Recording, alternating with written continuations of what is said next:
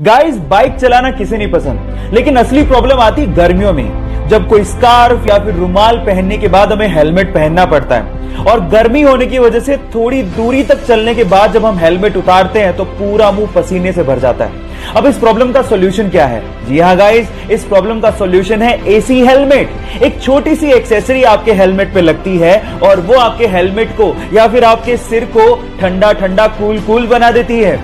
और गाइस, इसका इन्वेंशन कहीं बाहर नहीं, हमारे इंडिया के बेंगलोर के आईआईटीएन पीके सुंदर राजन ने किया है। सो गाइस, हमारे हेलमेट को ठंडा ठंडा कूल कूल बनाने वाले इस सुंदर राजन के लिए एक लाइक तो बनता है।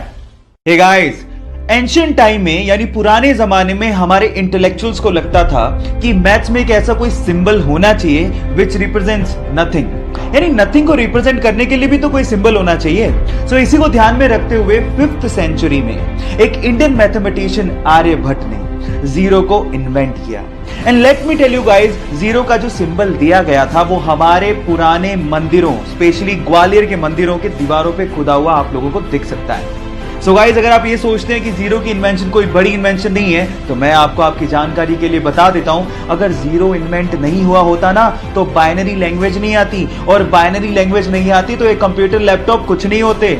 जब शून्य ना देता भारत तो चांद पे जाना भी मुश्किल था।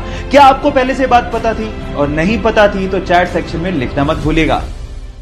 वो बचपन से एक फेमस कार रेसर बनना चाहता था, लेकिन एक दिन आज से ठीक 10 साल पहले उसका एक रोड एक्सीडेंट हो गया। उसकी जान तो बच गई, लेकिन उसने उस एक्सीडेंट में अपने दोनों हाथ खो दिए। लेकिन फिर भी उस बंदे ने अपने पैशन को नहीं छोड़ा और उसने सोचा कि वो अपने पैरों से कार को चलाना सीखेगा। उसने अपनी कार को मॉडिफाई किया और अपने पैरों से कार को चलाने की घंटों और दिनों तक प्रैक्टिस करता रहा और एक दिन वो उसमें कामयाब हो गया। और उसके बाद उसने पोलैंड के कार रेसिंग कंपटीशन में पार्टिसिपेट किया और उस रेस को जीत के उसने सबको हैरान कर दिया। उस बंदे का नाम है बार्टोस ओस्टालेविस्की। गाइस, उसके कभी ना हार मानने के जज्बे को मैं सलाम करता हूं।